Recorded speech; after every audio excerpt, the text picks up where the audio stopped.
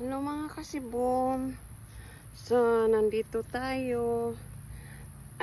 Oras na mag-harvest tayo ng i-harvest natin yung natin yung upo. Ay, upo. Ay, ano ba to sa sa Tagalog? Sa sa Cebu, i-harvest na natin yung sikwa. Sikwa. Banti yung. So, madali ito gamitin natin ng gamitin natin ito yung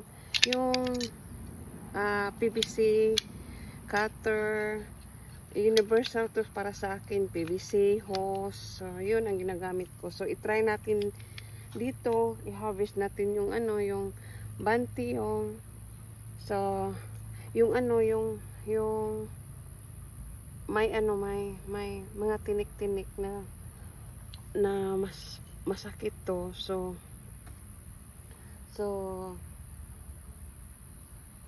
natin sa pots. O yun.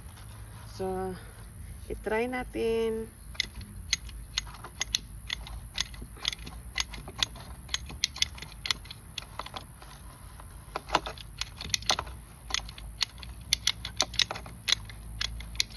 Oh!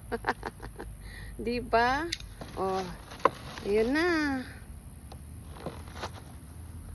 Thank you for watching. Bye-bye.